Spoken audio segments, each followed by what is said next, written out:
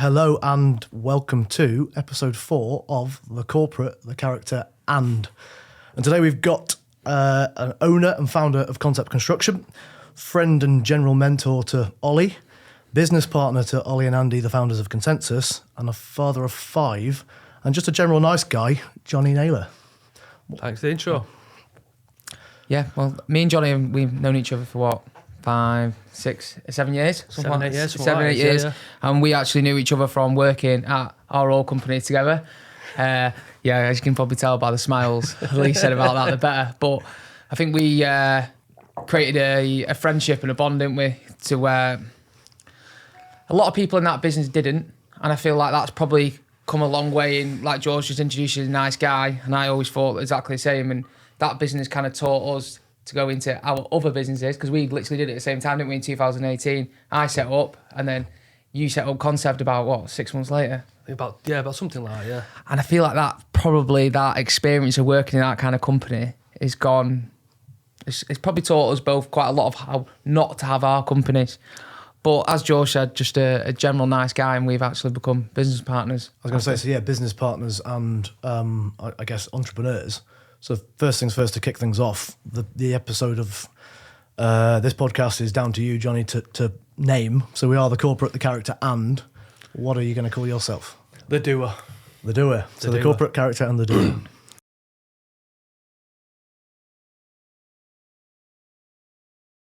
So, I mean, I know loads about you, but the listener might not. But starting Concept and your journey into the industry, how did you actually get into the interiors fit industry?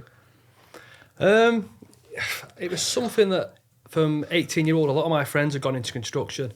So I think that I kind of just followed suit with that, if that makes sense, and seen what they were doing. I thought it seemed like a bit of a good time here. And so at 18-year-old, left college, didn't really have that good a grade, didn't really apply myself in the right way.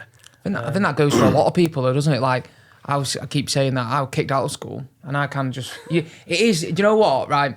And I can only talk about it because it's happened. Obviously, I put that post on LinkedIn yesterday about apprentices in university, and I said, specifically, only related to... I can only speak to about my industry, and I feel like construction is like...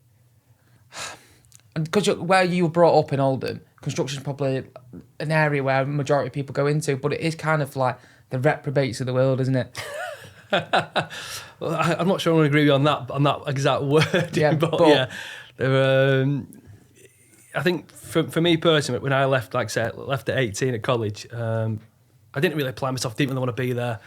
Fell into construction kind of thing. And yeah, I think no matter when I left college, if I'd have gone into sort of car sales or mortgages or selling tables or whatever, naturally over the years, I think I would have had my own business. It was something that I always wanted to do and it was always in me. So when it did happen, it wasn't a surprise. It was kind of sort of 15 years in the making of being in industry, learning everything I could, the good, the bad, the ugly. And then, just putting it, just sort of going for myself. Yeah. So going off that again, back to your LinkedIn post yesterday, I think a lot of people perceived or viewed it to be money orientated and you're chasing money. Do you think you could apply yourself over those 15 years to a career because you saw the value you saw your value in yourself in terms of sales? Are you technically a salesman then? I think I'm good at doing the sales. I think that's definitely one of my strong points. But I think for me personally, it was more of I was working for sort of certain leaders and business owners, and I always thought that I don't want to sound this like egotistical or anything like that, but I always thought, fucking, I can do a better job than them. Not to everybody, because I have worked under some good people as well, but under certain people, definitely thought I can do what they're doing. You were the first person that came to the business, or from the age of 16 to 22, when I first started out in the industry, you were the first person that came to the old company, or I'd met, where you came in as a project manager, but you didn't want to be a project manager. You wanted to be a project manager, but could also do the sales. And the only other person that did that was my old man, who in the end has taken the exact same route as you have. Yeah. And you never wanted to just be a project manager. Whilst majority of project managers just come in, you do what's in front of you, and then you move on. But I always saw that different side of you compared to everyone else that came in. I think what that goes back to as well, though, is before I started actually in construction fit out for 2 years, I was working at builders merchants. Okay. And on that programme, it kind of taught you every aspect of working at builders merchants, whether it's the sales side, working in a yard, and all the rest of it. And then after that 2 years, I left there and went to a company called Dewson's, who was one of their competitors. And I was there for about 12 months.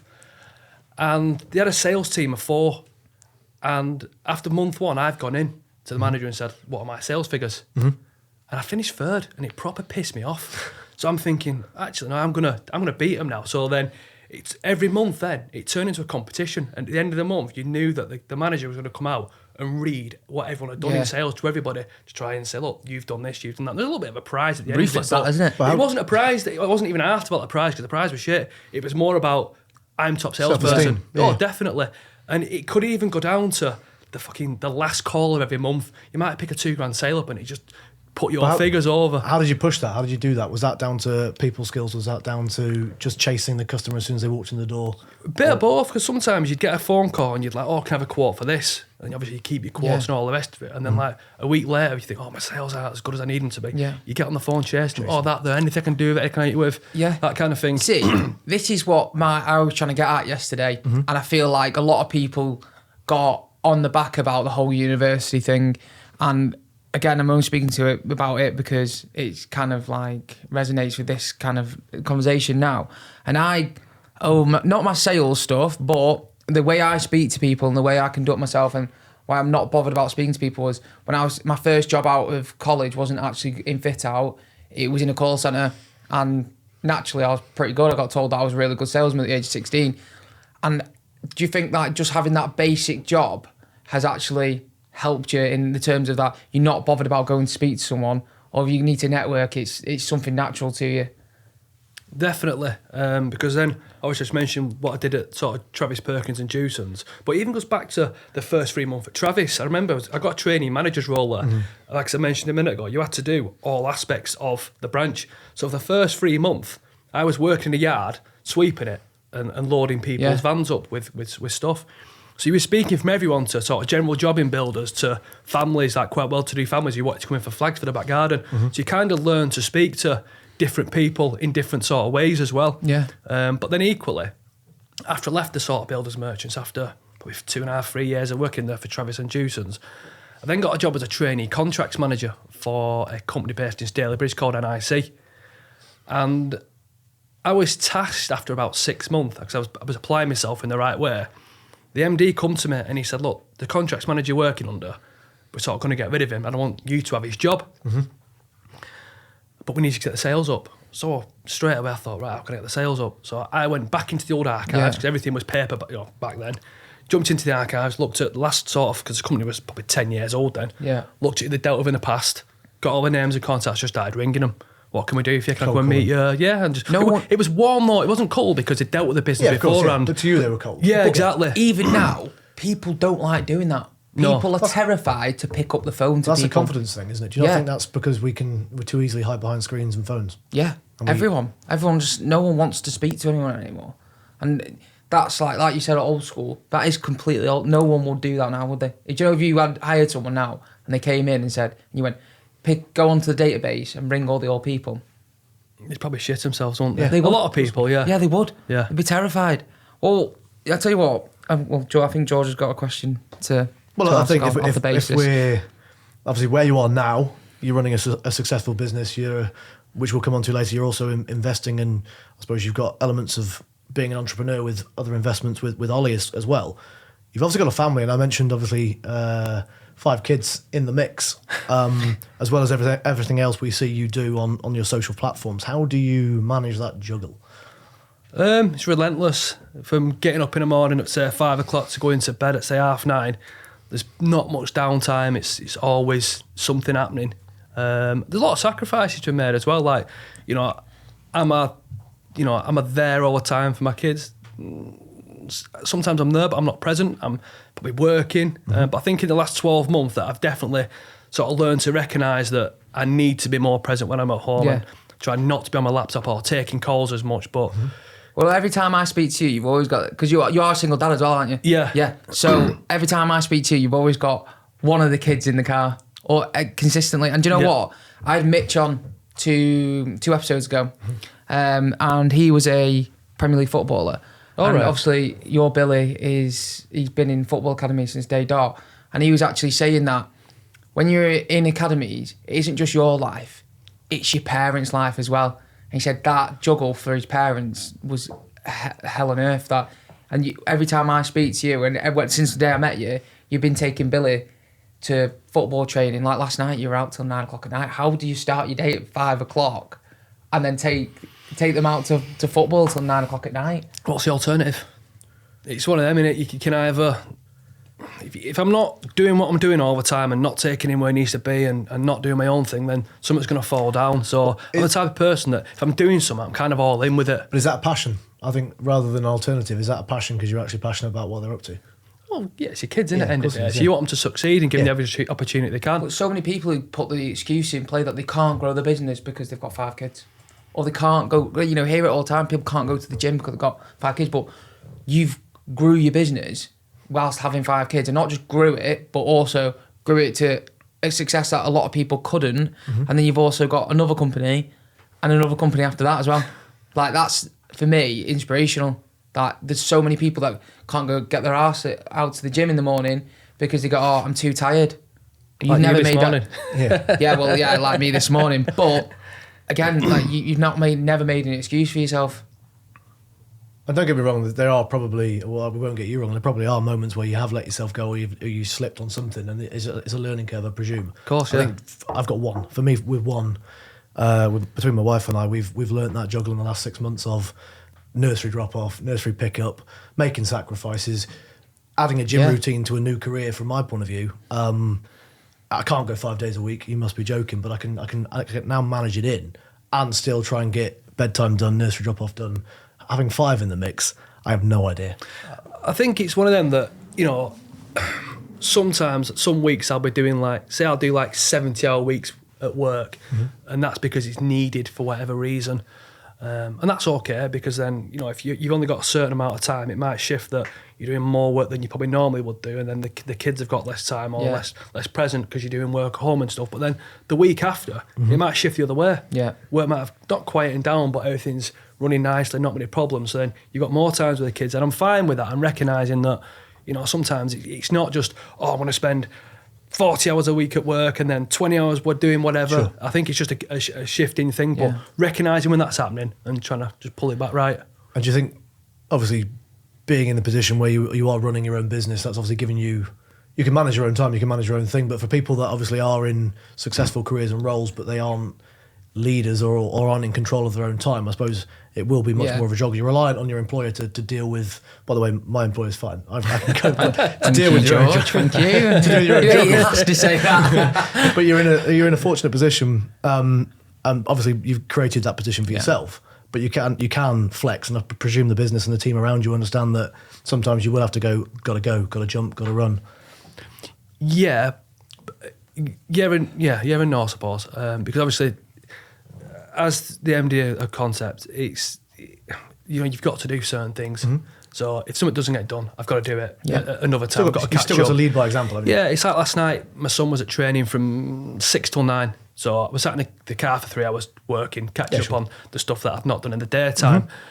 But equally, the people that work at our place as well, I understand that they've got drop-offs that they've got to do with their kids, and that's fine. Mm-hmm. Yeah. So if they want to do flexi, then that's equally fine as well. So it's not just, I don't see it as, you've got to be at your desk for half 8. It doesn't work in modern life, does it? No, it doesn't. That comes back to obviously the conversation we were having with Claire on culture. You lead from the top, don't you? If you've got a good ethos where you've benefited from something and the rest of the team can benefit from that, it's installing that culture. Like I said before, the job that me and you met each other at, you were not allowed to go pick your kids up. No. You weren't allowed to leave early. None of that. You couldn't do that. It was a struggle. And do you know what? I remember you leaving to go take Bill to your son to training, and people complaining that because you had an agreement where you could leave early to go take him, and it was like 45 minutes earlier than everyone else finishing, and everyone was going nuts about it. And I couldn't even imagine anyone in our business now, and probably at your place now, where that would even happen. But again, that's from the top, isn't it? That's how you set the precedent of this is. But you're saying that it is the modern day way that you can't do that, flexi time. But there is still companies out there that do treat people with disrespect now. And do you think that's our industry though, or do you think that's the era we're in? Because I think construction is archaic anyway. We know that, and every podcast the theme is we are 50 years behind the times. Technology, by the way, consensus, we're going to try and smash that, but with technology and all sorts. But mindsets of people who are leading some of these large businesses and doing what we do, they're archaic. They want to see people in the office to know they're doing their work. Is that not is that a problem with the industry, or is that just a problem with business generally? I always compare construction, to rugby league.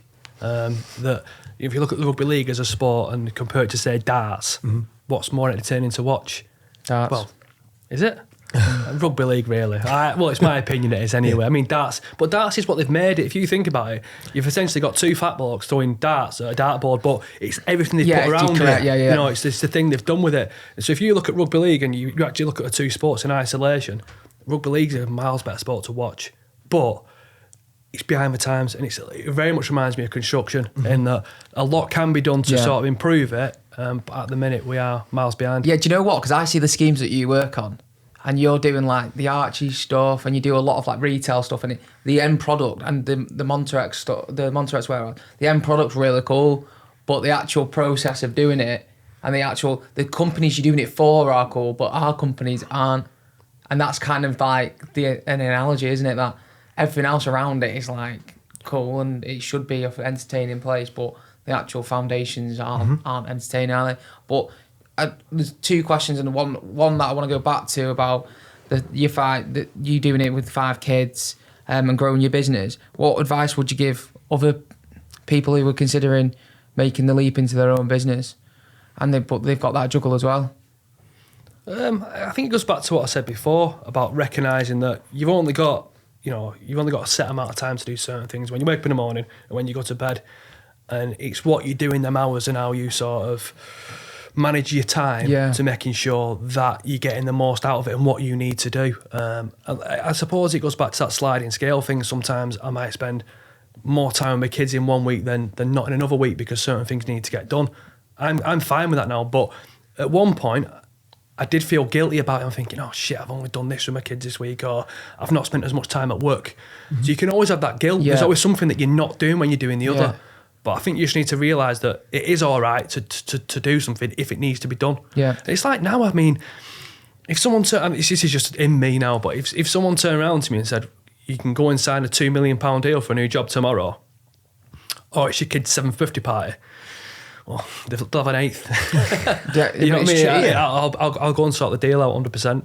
Yeah, but also that allow a lot of people to go, oh, well, you only get one bit. Well, they don't. You get, and I can't. I'm speaking because I don't have any kids, so I know my priorities are on that deal. But also that deal, they'll then hopefully give your kids a better life as well at the same time. Yeah, you're constantly looking forward, aren't you? So yeah, exactly. 8th, 9th, 10th birthday, they're going to benefit from your success, aren't they? So. And then the next question, well, not question, but we're both co-founders of a company called PNC, and we set it up to invest in other people. So something we're both passionate about, and whoever doesn't know what PNC is, it's an investment company that we set up between our two companies, me, myself, and my dad, Andy. And it was it's an investment company, yes, but it's a passion where you see a lot of people in our industry, don't you, who, a bit like what we used to do, you work your arse off for someone else, and you think that you're just stuck in that one position, don't you? So our goal is to invest in people that might just need that extra little bit of backup behind them, who potentially can't do it on their own for whatever reason. And we're doing that quite successfully. But what is it? Why have you got that passion for it? I think because a lot of the time we see sort of certain contractors in certain sectors, we're giving them work and all the rest of it. And for me, I'm thinking, we could do something ourselves. And you look at where other contracts managers kind of are in other businesses, they're not getting opportunities to move forward. And it kind of reminds me of myself because I worked for a company for 10 years as a contracts manager, and I was sort of bringing work in, QSing it, project managing it. And after, I think it was there for 10 years. After year 2, the MD approached me and said, "You're going to get shares." year 10, they never come to fruition, hence why I left. So I see a lot of these people that they've almost reached a ceiling and they could do a lot more. And sort of we're sort of helping them get their own businesses by giving them a percentage share in the businesses that we're setting up. So just giving them a better platform to hopefully do more for themselves in the future. Yeah, and obviously we're management contractors, aren't we, at the end of the day? So you two see a hell of a lot of money move. You move money around. There's obviously there's a financial benefit to it. So you're seeking an opportunity to better somebody. You find a personality, you find an expert, or you find somebody who just stands out. But ultimately it's an investment, isn't it? Yeah, Exactly. but it isn't. Yeah, but for me, the actual reward of seeing someone do well that you've watched not do well, not do well somewhere else, but someone potentially take advantage of them elsewhere, is better for me because they come in a happier person than the person that you see before. Do you know what I mean? So it is an investment, and yes, there has to be some sort of financial, not gain, but some. You're gonna have to at least not make money, but not lose any money, because obviously no one wants to lose any money. But for me, the actual seeing someone progress is better than the actual gain, because you might not see the gain for 5 years. But you wouldn't call yourself angel investors then, because angel investors obviously they'd want to stake in a slice. It's more hands-on than an angel investor, because you're dealing with people like Johnny has a couple of companies within his building that he has, and he's down there helping them, or we're on the phone to them helping, and it's not an angel investment, because it is a job. It's a second. It's almost like having a second job, isn't it? You're entrepreneurs. Yeah. Yeah, because you're advising, you're nurturing, you're influencing, whereas an angel investor would just throw cash at you and say, "Give me a stake." You can't do what you want to do. Some people do that, don't they? Yeah. But it's not in me to do that. If I've got a business, I want to try and mould it and sort of develop it. And again, that's your people skills, then, right? Yeah. That's coming back to your sales foundations and your grounding again. Yeah, in the 6 years I sort of had concepts, made a lot of mistakes on the way. But then equally as well, with the business, what we've done from day one is, and what we're trying to put into these businesses as well, is sort of 3 sort of key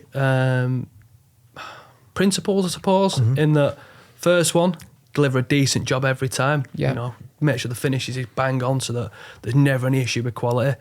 Second one is making sure that there's value for money.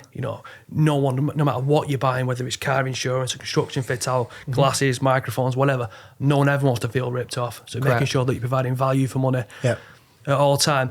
And I think that the third one, which is probably the main one, is making sure that starting a project, so ending a project, is as pain-free as possible. Again, it's like if you look at like buying insurance, for your car, or changing your energy tariff at home. It's a fucking nightmare. Yeah, it is. And you just want that process to be as pain-free. So you instill that in the businesses, and people keep coming back to you. Yeah, because I'm a consumer. I buy anything, everything, right? I do. I'm a shopaholic. I love buying things, and I love spending, but I don't mind paying a little bit extra for a better service. And it goes down to like places you eat, right? And you'll know this and you'll know this. You don't mind spending a bit extra going to the Ivy than you would going somewhere else, because you feel like you're being looked after. And I think it's luxury. You're paying for the luxury. Yeah, and I feel like people who potentially are going to go set up a business, and you may agree with me, or I think you can just take starting a business and doing it well. It's really needs to be ran off really basic fundamentals. And that, like Johnny said, those 3 things, they're just basic fundamentals. And I feel like nowadays, young people try and set up a business and try and make it something like this massive. Like, we were laughing the other day that people call themselves CEOs. Young people call themselves CEOs of a one-man band. Yeah. A CEO is not a one-man band company.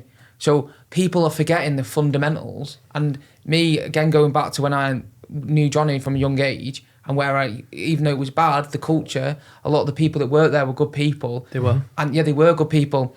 And you learn fundamentals and what was right and what's wrong. And that goes from setting up a business with Johnny and my dad, that you're learning the key fundamentals of just being an honest person. Well, yeah, so your fundamental is, fundamentally, it's people. You're working with, and you're investing in people and personalities that work well in the industry. So somebody with, again, a good sales background, somebody who can hold their own, somebody who's polite, somebody who knows how to handle a client, look after a client to gain that repeat business. Again, it's people, isn't it? Yeah, definitely. Yeah, 100%.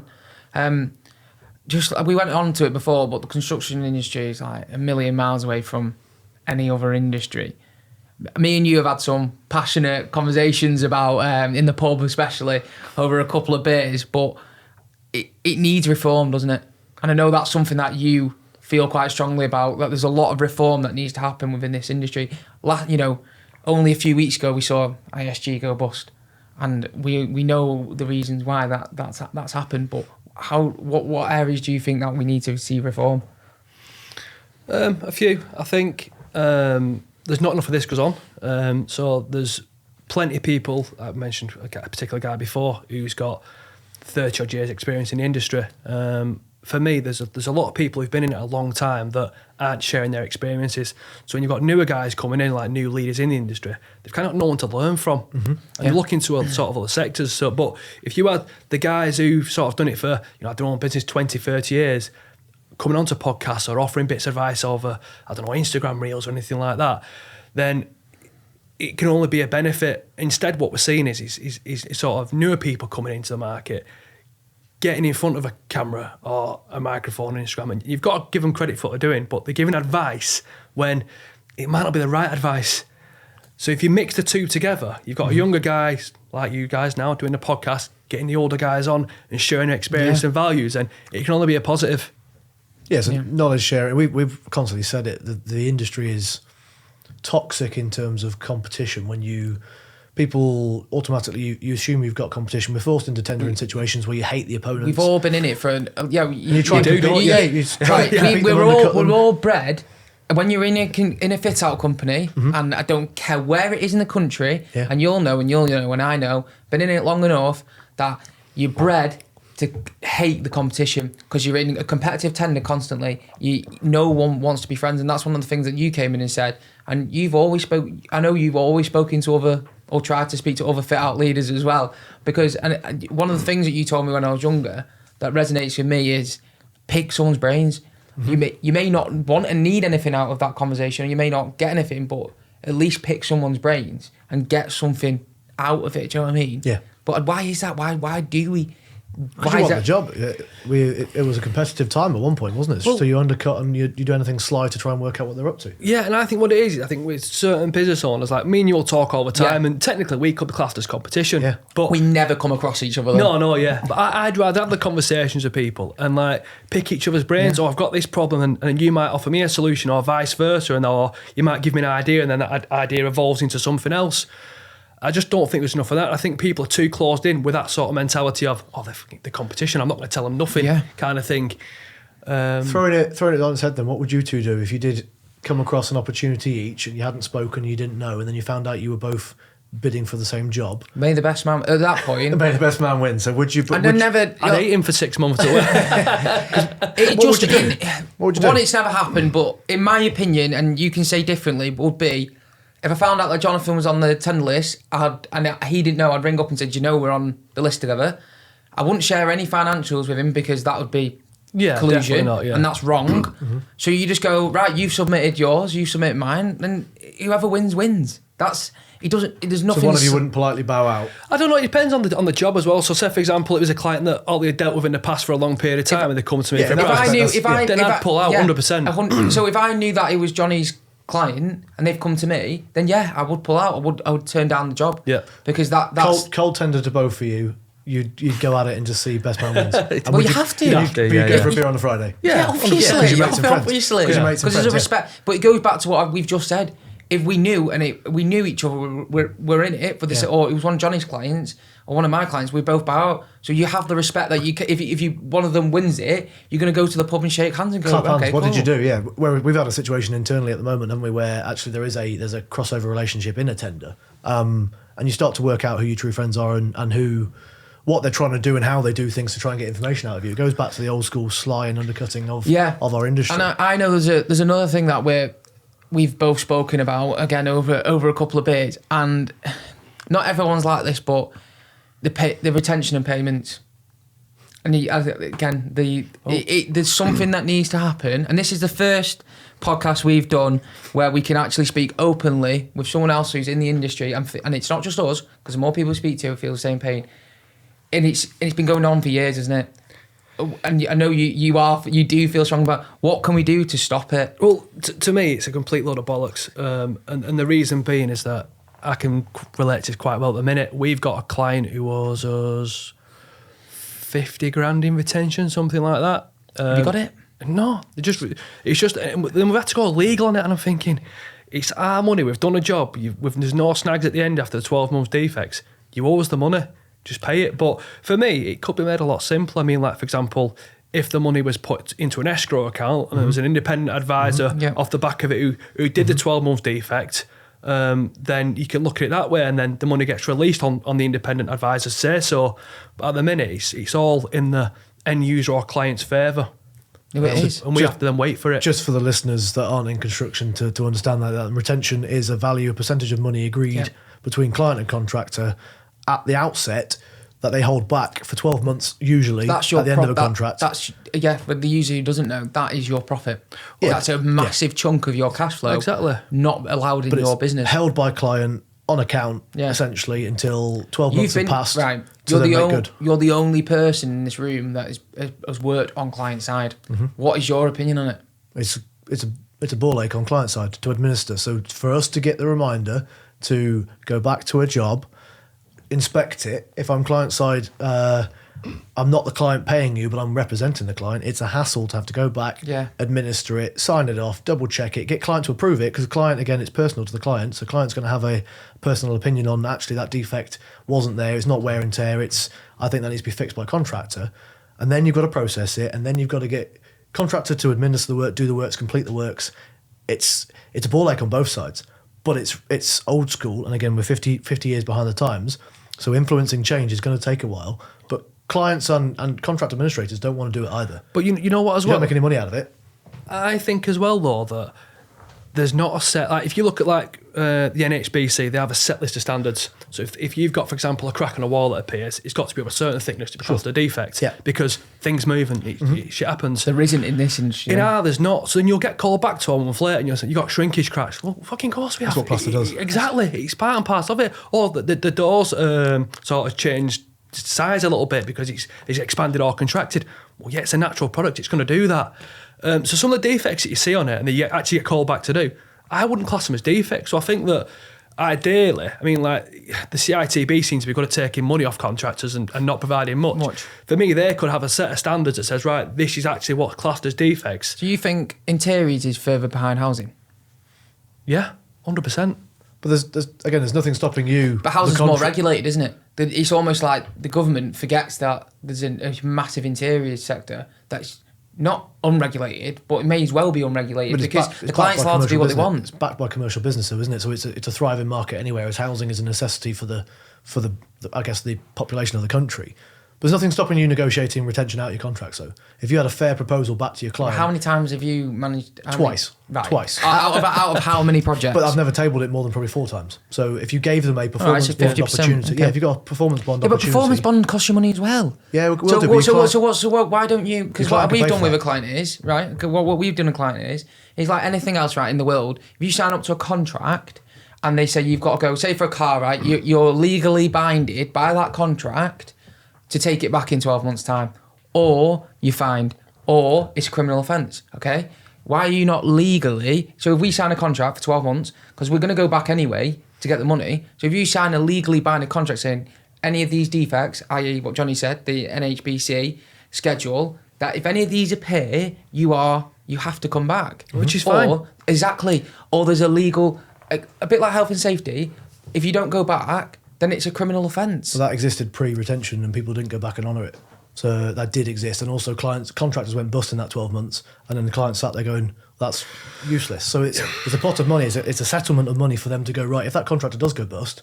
Stick it in escrow then, it's sat there. Yeah, so you stick it in escrow, you pay for a performance bond, lump sum of cash, yes, you do pay for it, but would you rather say 60 grand sat in pot and you paid 4.5 grand to administer it and you're guaranteed to get 55 back of that 60 that you've already invested 4.5 into, or take the gamble and do it? So there's pros and cons. But we could debate this all day. Yeah, 100%. You could debate it all day. And you could go into, obviously we can go, we could learn a bit more about Johnny.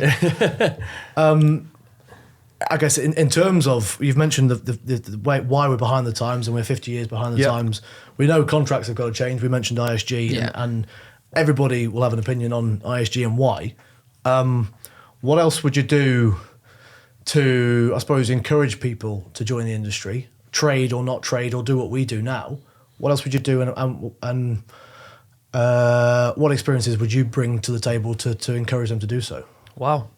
Big question. It is a big question. It's one that you feel strongly about, though, isn't it? Getting more people into the industry. Yeah, so at the minute we've got in our business, I think 3 apprentices, 2 site lads, and then a trainee QS in the office.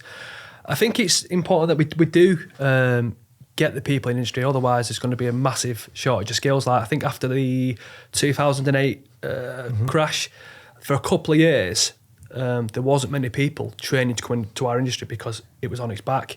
And you notice now that people who should have been apprentices then, who'd have been like sort of 15 years in it, there's a massive skill set, a shortage of that age. And then you've got people then who should be in site manager roles who are not then progressing.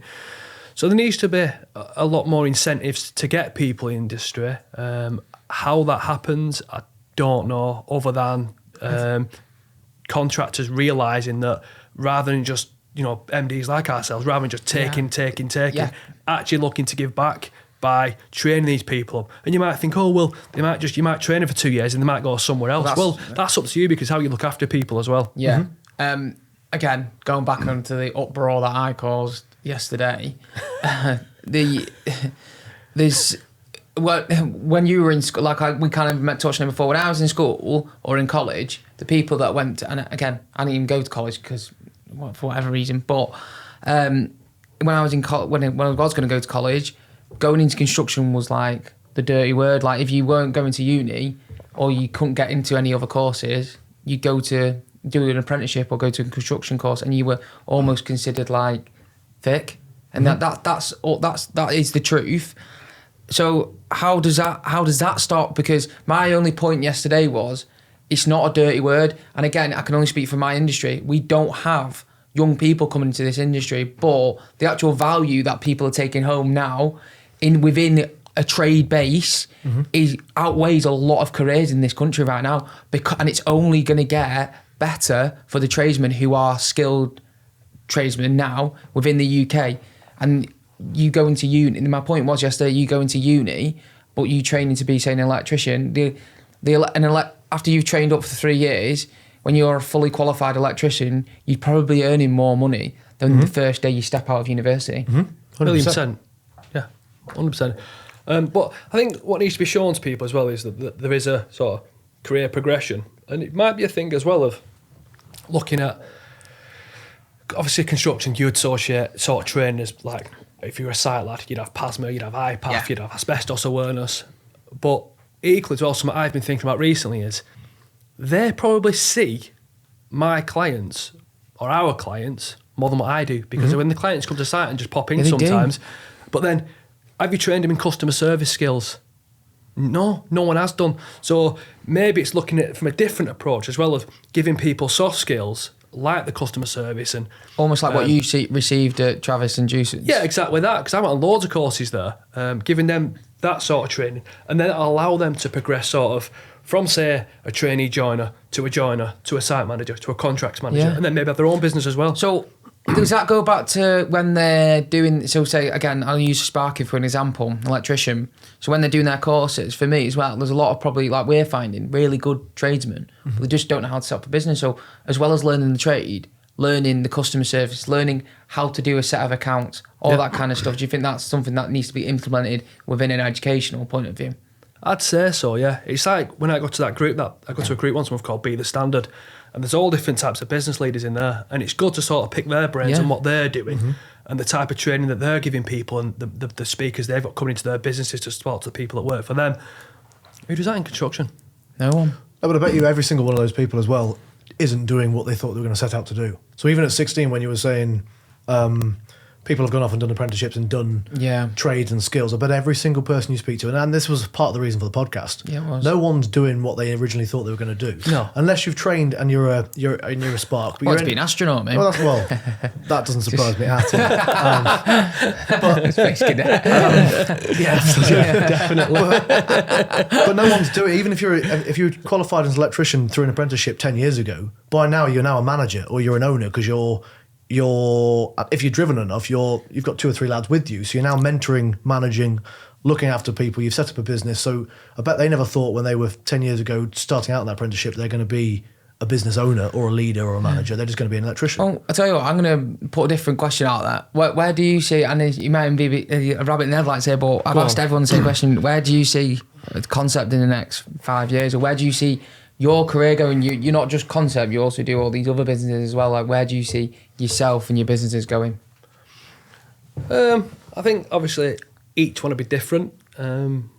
So obviously got Concept in there. I want that to organically grow just by doing the right things that I mentioned before, the 3 values that we have, just to sort of let that just organically grow itself and get itself to a point. Don't want to ever get to a point where we're doing, say, 15, 20 million. I see a lot of companies doing that and then just taking on work unnecessarily, but then it's got no reward and all you're doing is creating yourself extra headaches. So for me, I get that business to a certain point and then kind of just try and leave it at that level. But at the same time, obviously I know we've got a business together now, but I'd be very surprised if they want another business set up this side of Christmas, doing something different. But then try to grow that into a nice group of companies as well and spend more time managing that. At the minute at Concept, we've got a good management team in place as well. So they're taking a lot of responsibilities on the day-to-day side of running jobs off me as well. Yeah. So I think if I can focus, obviously keeping Concept consistently good at what we do, but then building these businesses at the same time, then I'd be happy with that.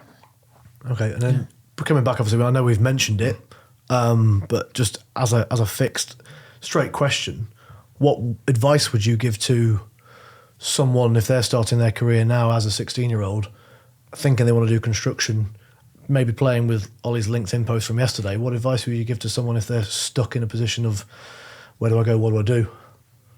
What, to get into construction? Yeah, or any, and construction is so vast, isn't it? So it can be anything. What depends on the individual's mindset. For me at that age, I knew I always wanted my own business, and that could have been in anything. Like I mentioned before. But I think it's knowing what you want and then applying yourself in the right way. You turn up on time. You fucking get stuck in. You show a good work ethic, and there's all these things that you can do that you don't have to have any skill or talent to do. You can just turn up and do it by applying yourself in the right way. And the best analogy I can probably give of that, if you compare like Lionel Messi and Ronaldo, well, Messi's got this God-given talent that you look at him and you think, wow, how's he even doing what he's doing? Where obviously Ronaldo's very talented, but not to the level he is. Ronaldo's first at training every day. He's the last to leave. He makes sure he's eating right. He just does the right things all the time. So it's consistently trying to do the right things and setting your standards out to make sure that you're putting yourself in the best place possible. Yeah, because you've talked, using that analogy, obviously we've spoken quite a lot where you've seen footballing lads where you've seen really talented guys, like you're using that analogy there, but the guys who turn up to training the first, and you don't have to be the first person into the office, do you? But as long as you're consistent in what you're doing, and you do your honest day's work, you'll grow into the person that you want to be. That's it. Like Mitch said a couple of episodes ago, that when he goes home, he didn't go to university and he doesn't have the time to go on away day trips to learn and stuff like that. Just watches YouTube clips, and there's a vast amount of extracurricular information that you can now find just on YouTube, or go into, like you said, a networking group where you can just go pick other people's brains. And I think just being good at your job and coming in is good, and you will grow to be a good person, but putting that extracurricular side in, like Jonathan said, like Ronaldo last in training.